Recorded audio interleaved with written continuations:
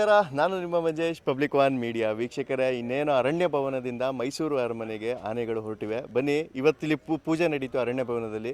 ಇದ್ರ ಬಗ್ಗೆ ಮಾತಾಡೋದಕ್ಕೆ ಇವತ್ತು ನಮ್ಮ ಜೊತೆ ಪ್ರಹ್ಲಾದ್ ಸರ್ ಇದ್ದಾರೆ. ಬನ್ನಿ ಅವ್ರ ಜೊತೆ ಒಂದ್ಸಲಿ ಮಾತಾಡ್ಸೋಣ. ಸರ್ ನಮಸ್ಕಾರ. ಸರ್ ನಮಸ್ಕಾರ. ಹೇಗಿದೆ? ಎಲ್ಲರಿಗೂ ಒಳ್ಳೆಯದಾಗಲಿ.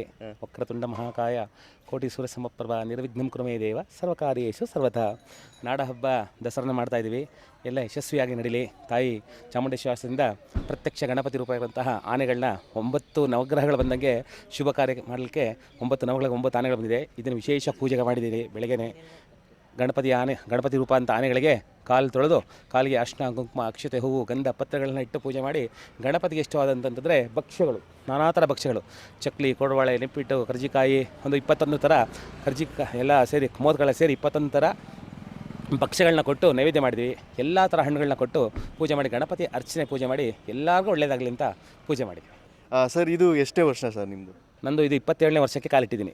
ಸರ್, ಇಲ್ಲಿನ ಪದ್ಧತಿಗಳು ಯಾವ ಥರ ಇದೆ ಸರ್? ಮೊದಲು ಬಂದ ತಕ್ಷಣ ಆನೆಗಳನ್ನ ಕಾಲು ತೊಳೆದ ಮೇಲೆ ನವಧಾನ್ಯಗಳು, ಏನೇ ಒಂದು ದೋಷಗಳಿದ್ದರೆ ಸಹ ನವಗ್ರಹಗಳೆಲ್ಲ ಶುಭ ಸಂಕೇತವಾಗಿ ಶುಭ ಉಂಟು ಮಾಡಲಿ ಅಂತ ನವಧಾನ್ಯಗಳನ್ನ ಮೊದಲು ಆನೆಗಳಿಗೆ ತಿನ್ನಿಸ್ತೀವಿ. ನಂತರ ವಿಶೇಷವಾಗಿ ಗಣಪತಿ ಪೂಜೆ ಮಾಡಿ, ಚಾಮುಂಡೇಶ್ವರಿ ಪೂಜೆ ಮಾಡಿ, ಎಲ್ಲರ ಕೈಲೂ ಗಣಪತಿ ಮಂತ್ರ ಹೇಳಿ ಮಂತ್ರ ಪುಷ್ಪ ಮಾಡಿ ಎಲ್ಲರಿಗೂ ಆಶೀರ್ವಾದ ಮಾಡಿಸಿ ಕಳಿಸಿದ್ದೀನಿ.